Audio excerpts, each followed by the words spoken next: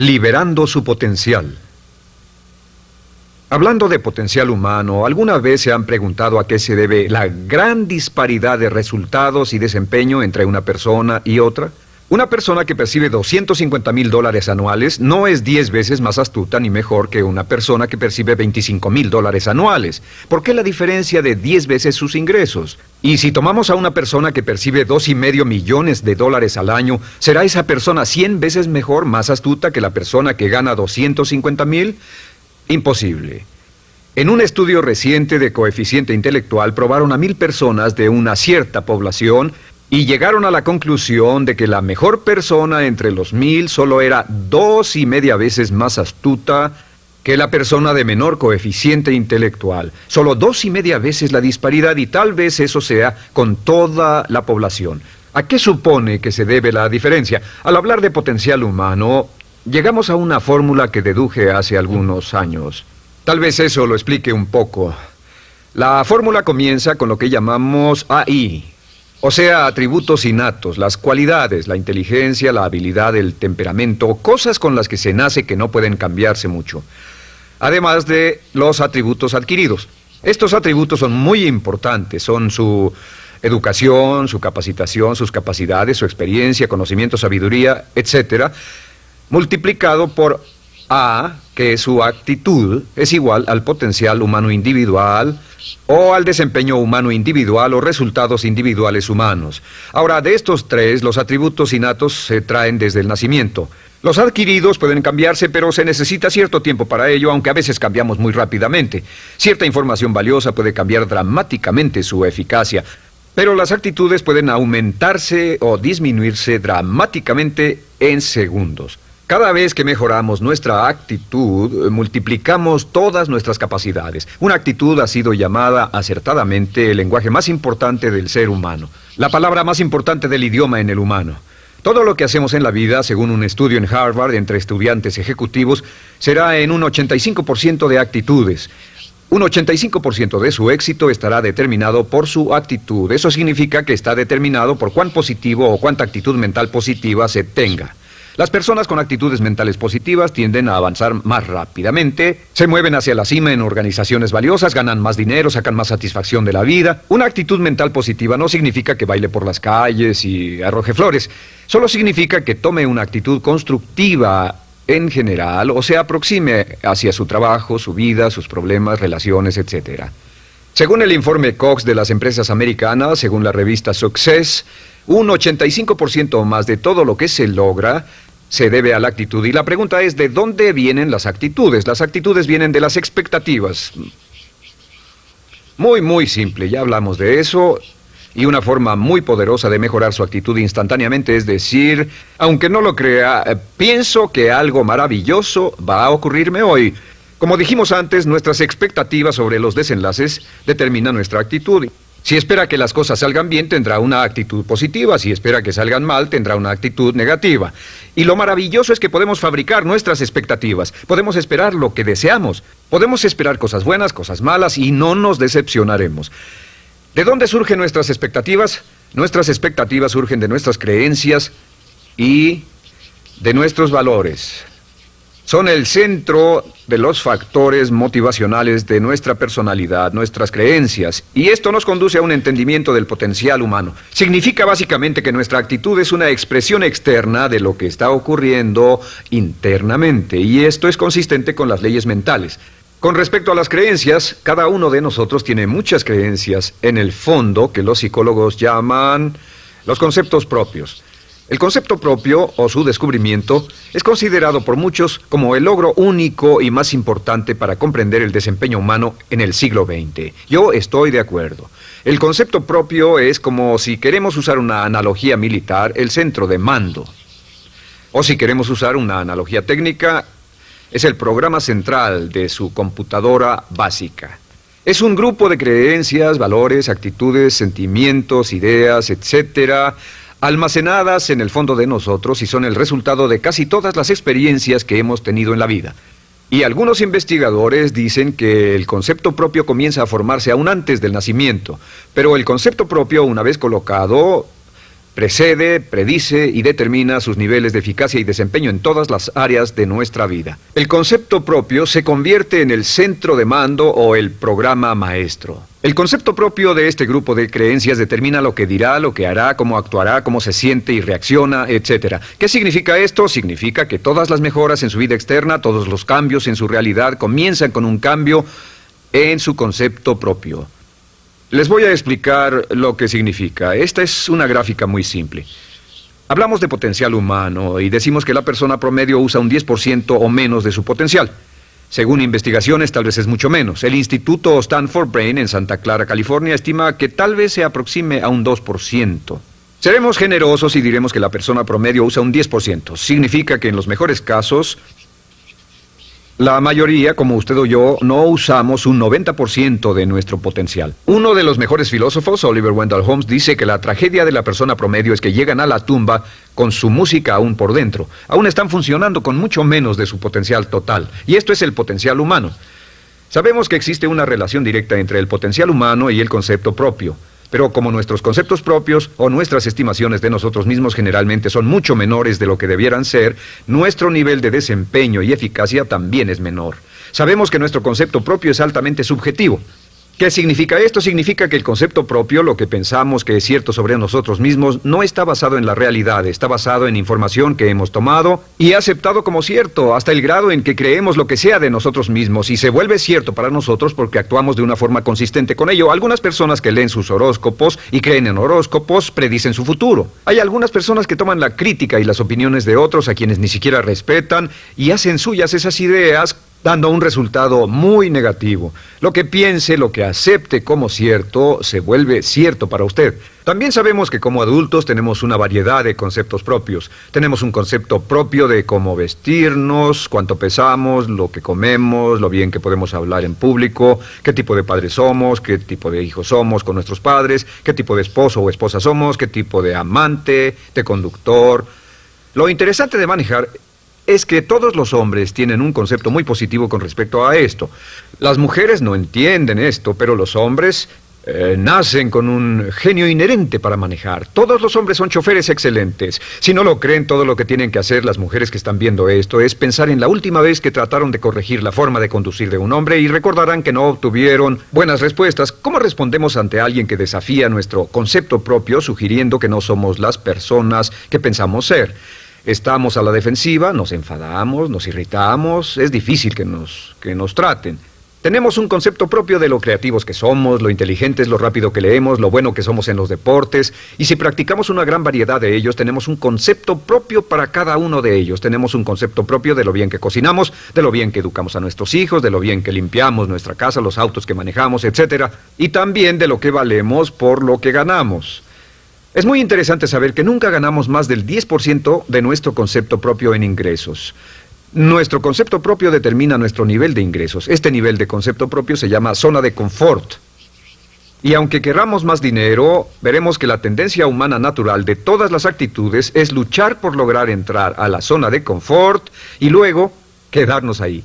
Si ganamos un 10% por encima de nuestro concepto propio de ingresos, tendremos una necesidad imperante de deshacernos de ese dinero. Lo donaremos, lo gastaremos en forma extravagante y hasta lo perderemos si recibimos demasiado. Las personas que ganan la lotería siempre están quebradas a los 2 o 3 años. Queman el dinero porque ese dinero está más allá de su concepto propio. Si gana 10% o menos de su nivel de concepto propio, se descubrirá luchando, trabajará más duro, más tiempo, pensará en forma más creativa, buscará diferentes formas para aumentar sus ingresos o sus segundos ingresos. La única forma de mejorar cualquier parte de su vida, incluyendo sus ingresos, es aumentando el nivel del concepto propio de sus ingresos, comenzando a pensar en usted como si estuviera ganando más dinero. Si quiere bajar de peso, la única forma en que podrá lograrlo es pensando en que está delgado. Piense en usted mismo como una persona más delgada. Si quiere volverse una persona más popular, más amorosa, más feliz o más sana, comience a pensar una y otra vez en esas cosas hasta que se vuelvan parte de su nuevo concepto propio. Hablaremos de eso más adelante. Es una parte esencial de la programación de su mente hacia el éxito. Su concepto propio global está determinado por el promedio de sus conceptos propios en las áreas que considere importantes. Ahora, su concepto propio está formado de 3 partes críticas. La primera parte del concepto propio es el ideal propio.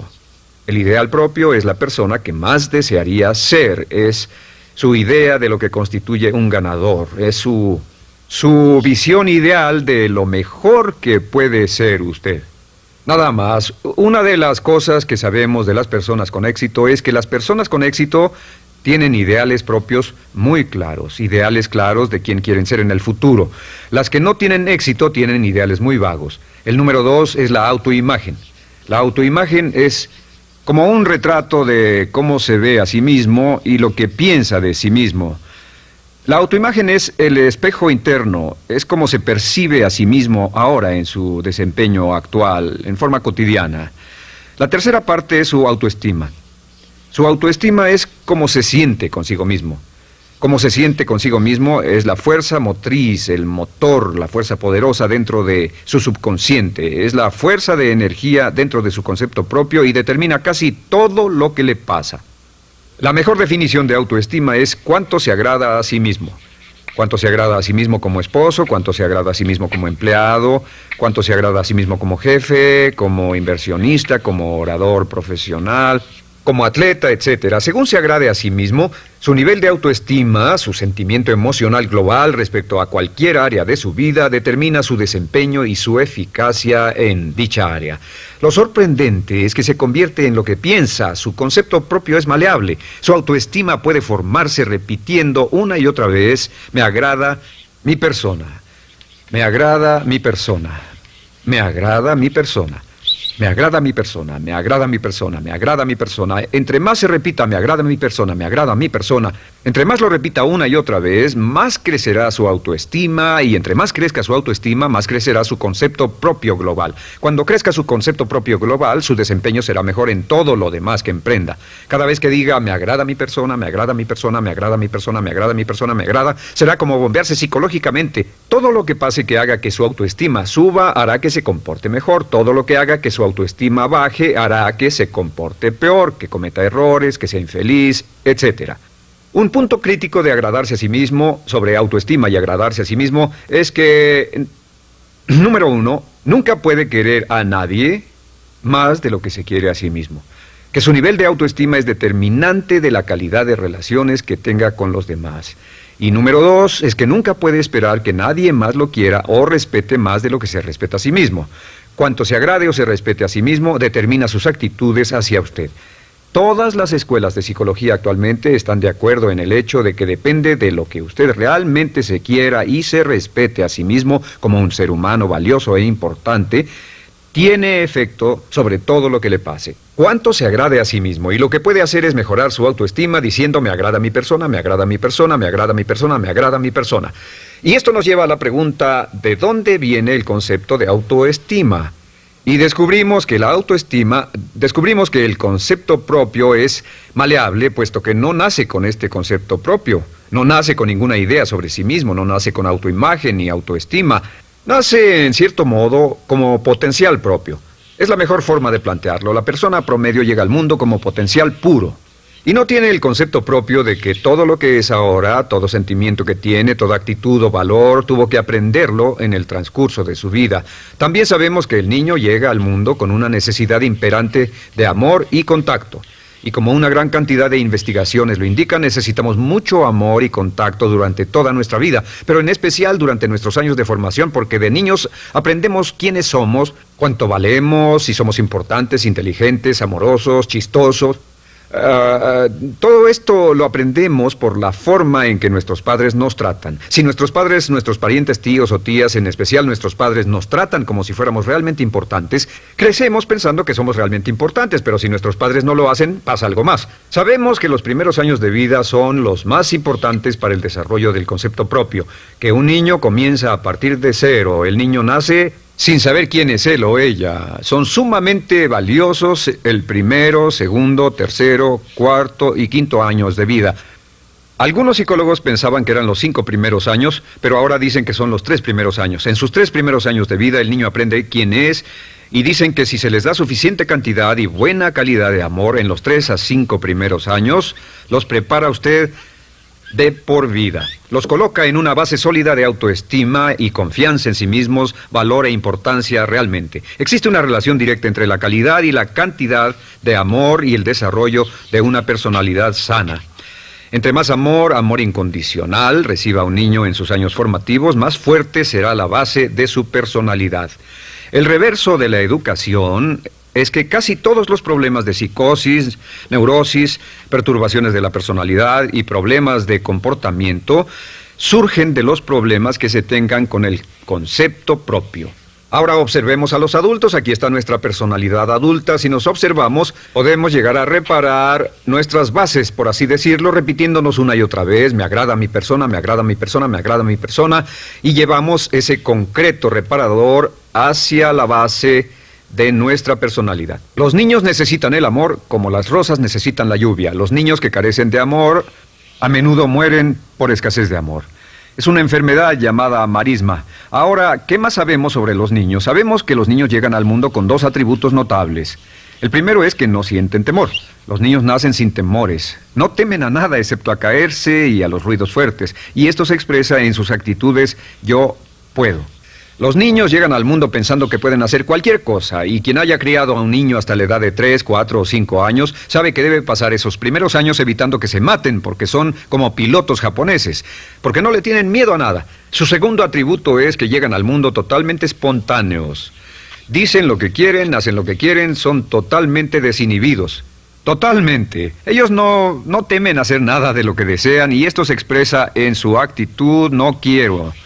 No tengo que hacerlo. Si ha tratado de controlar a un niño, lo habrá visto. Lo primero que dicen cuando comienza a darle órdenes, lo primero que aprenden es: no tengo que hacerlo. Claro, a veces cambiamos sus mentes de una u otra forma, pero estos son los dos atributos con los que los niños llegan al mundo. Llegan al mundo sin temores y desinhibidos. ¿Qué significa esto? Significa que nuestro derecho innato natural es no ser temerosos y ser desinhibidos. Y solo cuando podemos crear la misma situación en nuestra vida adulta, cuando no tememos y somos desinhibidos, nos sentimos a gusto con nosotros mismos. Las mejores organizaciones, las mejores compañías son las que crean un ambiente donde nos sentimos sin temores y sin reservas para ser nosotros mismos y para hacer lo mejor de nosotros. Al crecer descubrimos que los niños aprenden de dos maneras. La primera es por imitación. Imitan a uno o a ambos padres, en especial al padre dominante. Algunas veces el padre dominante cambiará cuando crezca el niño, y a veces los niños imitan al padre, a veces a la madre, pero aprenden por imitación. Muchas características y hábitos que tenemos como adultos los aprendimos de nuestros padres. ¿Alguna vez ha tenido la oportunidad, ha tenido la ocasión de gritarle o reñirle a uno de sus hijos? Verá que le dice las mismas cosas que le dijo su padre a usted cuando era niño. Así que imitamos. A veces imitamos su caminar, a veces su forma de hablar, a veces imitamos sus valores, sus creencias, etcétera, aunque esos valores y esas creencias no tengan ningún valor. ¿Por qué? Porque nuestros padres eran así cuando nosotros éramos niños. La segunda forma en que aprendemos es pasando de la incomodidad, lo que no se siente bien, hacia la comodidad. Freud llamó a esto el principio del placer. O sea que nos movemos hacia aquello que nos hace sentir cómodos, lo que nos da placer, lo que nos hace sentir bien con nosotros. Nos movemos de la incomodidad hacia la comodidad. Así es como aprendemos a no mojar el pañal, por ejemplo. Sabemos que no es agradable caminar con popó o pipí en nuestros pañales. Vemos lo que hacen nuestros padres, vemos lo que nuestros parientes hacen y decimos: estas personas no hacen lo que yo. Así aprendemos a caminar y lo demás. Así que de la incomodidad hacia la comodidad. Durante toda nuestra vida, por cierto, así es como aprendemos. Imitamos leyendo lo que otras personas hacen, estudiando libros y en el trabajo, imitamos cuando vamos a la escuela, y hacemos lo que nos da resultados positivos, lo que nos da refuerzos positivos, y hacemos cada vez menos las cosas que nos causan incomodidad o dolor. Ahora, muy temprano en la vida, como equivocación o como resultado de una equivocación que los padres cometen en la crianza, los niños comienzan a aprender hábitos y patrones negativos. Los patrones y hábitos negativos tienen sus raíces principalmente en la crítica destructiva. La crítica destructiva comienza muy temprano en la vida, a veces en los primeros meses. Y la crítica destructiva la usan los padres para dirigir y controlar a sus hijos. Desafortunadamente, tiene un efecto muy peligroso y dañino sobre nosotros, ya que la crítica destructiva tiende a minar la integridad de la personalidad del niño. Muchos de nosotros, incluyéndome a mí y a muchos de ustedes, nos hemos visto minados y heridos por la crítica destructiva más que todas las guerras en la historia. Ahora, como resultado de la crítica destructiva, comenzamos a desarrollar hábitos y patrones negativos. Los patrones de hábitos negativos son respuestas condicionadas hacia los estímulos. Los patrones de hábitos negativos se desarrollan en los inicios de la vida. Se desarrollan como resultado de una repetición del temor y el dolor una y otra vez. Se desarrollan como resultado de la crítica destructiva, el castigo físico, etc. En los inicios de la vida comenzamos a desarrollar dos manifestaciones que nos persiguen durante toda nuestra vida y más que ninguna otra cosa inhiben nuestro potencial. La primera es la llamada patrón de hábito negativo inhibido. El patrón de hábito negativo inhibido se aprende cuando al niño le dicen una y otra vez no. Aléjate de ahí, no toques eso, y se le castiga. Cuando el niño intenta algo nuevo, o se involucra con algo, o huele algo, o derrama algo, o rompe algo accidentalmente, el padre estalla y se enfada mucho. Como ven, el niño está impulsado por la curiosidad insaciable de explorar su mundo. Y lo que pasa es que cuando lo explora o se interesa y echa a perder algo, si el padre reacciona golpeando al niño, el niño comienza a pensar cada vez que intento algo nuevo, cada vez que intento algo diferente, cada vez que voy más allá de mis límites, cada vez que me salgo de mi zona de comodidad, cada vez que no juego sanamente, me golpean, me castigan, me lastiman, me envían a mi alcoba y me siento mal. Y muy pronto el niño desarrolla el sentimiento de no puedo, no puedo. No puedo. Cada vez que trato algo diferente, me castigan. No puedo, no puedo, no puedo.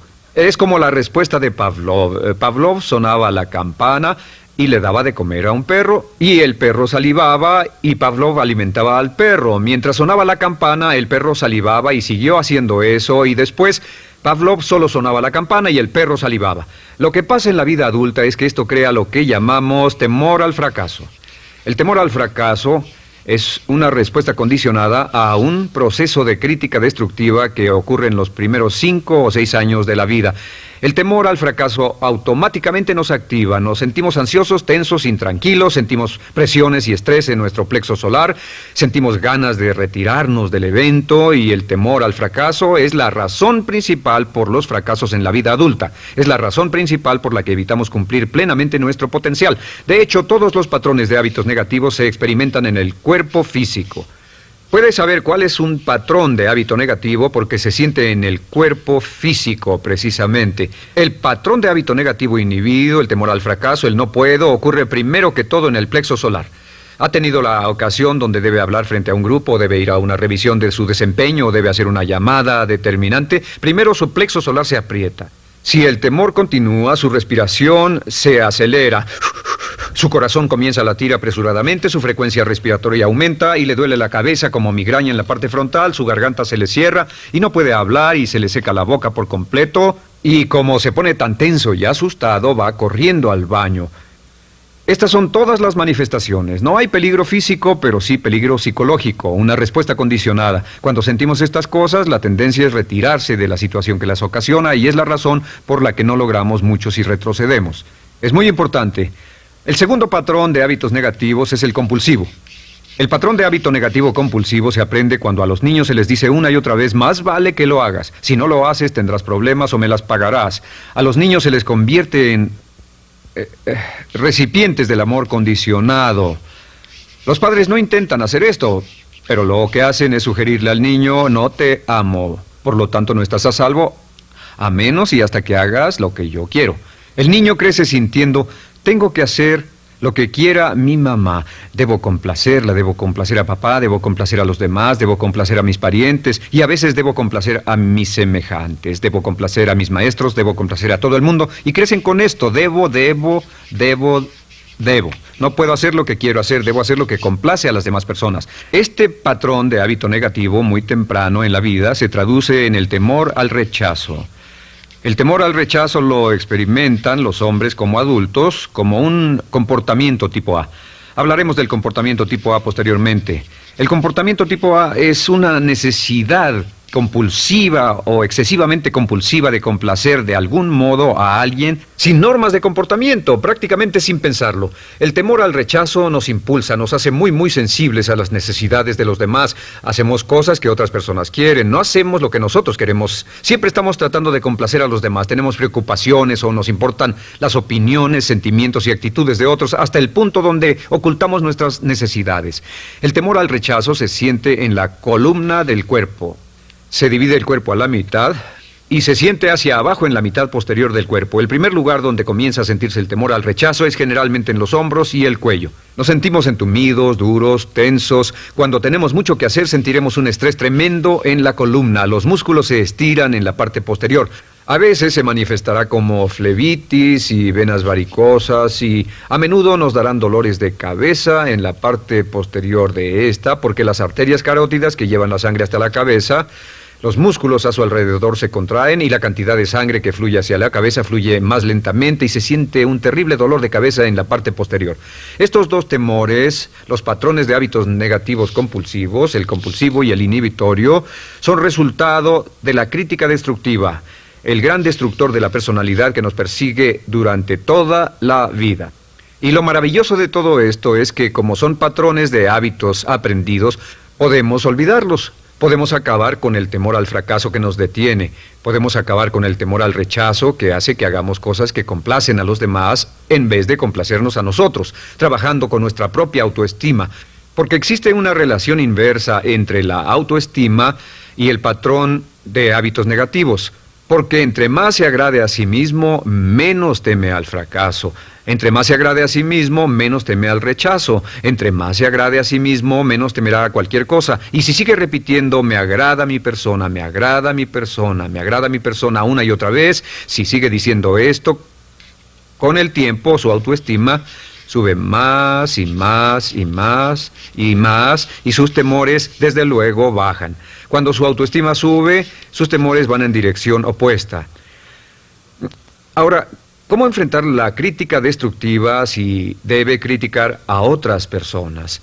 Pues eso es muy simple. Muchos padres nos han preguntado eso. ¿Cómo se controla a los niños? Una de las claves para controlar a los niños es dirigirlos para que hagan algo constructivo en lugar de hacer algo destructivo. Otra cosa que debe recordarse es que lo que quiere hacer es que quiere dar una crítica informativa, crítica constructiva, lo que significa que se les dice a los niños lo que pueden hacer o a los adultos lo que pueden hacer mejor. Todo el propósito de dar retroalimentación de cualquier tipo es mejorar el desempeño. Si es padre o si es jefe o si es una persona en una relación, si una persona está haciendo algo malo o inadecuado, todo el propósito de darles cualquier tipo de retroalimentación es para que puedan hacerlo mejor. Sin embargo, existe una relación directa entre la autoestima y la crítica destructiva. Cada vez que se critica a una persona, su autoestima baja. Y cada vez que su autoestima baja, su habilidad para desempeñarse baja. Si critica a una persona en forma destructiva demasiado tiempo, llegará a un punto donde no intentarán nada. Se convierte en lo que llamamos hipersensible. Un adulto hipersensible es aquel que no puede aceptar críticas de nadie. Un adulto hipersensible es una persona que está muy tensa, ansiosa, si siquiera sugiere que no está haciendo lo correcto. Si trata con un adulto hipersensible, la clave es sentarlo y recordar 4 cosas. Número 1, comenzar con alabanzas. Número 2, proteja la autoestima de la persona a toda costa. Número 3, discuta el desempeño y no a la persona. Hable del comportamiento más que de la persona. Y número 4 es enfocarse hacia el futuro en vez de en el pasado. Enfóquese hacia lo que va a hacerse en forma diferente en el futuro en vez de lo que pasó en el pasado. ¿Por qué? Una razón muy simple, porque una persona no puede controlar el pasado. Al no poder controlar el pasado, cualquier crítica de lo que han hecho en el pasado les da un estrés tremendo y frustración. Así que, en resumen, la clave del éxito en la vida es una actitud mental positiva. Una actitud mental positiva se basa en expectativas de éxito, de una serie de expectativas positivas. Esa serie de expectativas positivas se basa en sus creencias y en su concepto de sí mismo. El centro de su concepto propio que determina su eficacia en la vida es su autoestima, y su autoestima se mide por cuanto se valore a sí mismo. Las dos cosas que nos frenan más que nada son el temor al fracaso y el temor al rechazo. Y uno de nuestros secretos centrales de éxito es este: Conviértase en un organismo generador de autoestima perpetua. Haga continuamente cosas para usted mismo, hacia sí mismo en su vida, que hagan que se agrade a sí mismo, que se ame, que se acepte, que se respete, que hagan que se sienta fantástico con usted mismo. Si es un jefe o un padre, no olvide que la clave para el máximo desempeño en su hogar y en su trabajo es hacer que las personas se sientan maravillosamente consigo mismas. Entre mejor se sienta consigo mismo y más se agrade, más probable será que logre que las personas a su alrededor lo quieran, lo acepten, lo respeten, se respeten.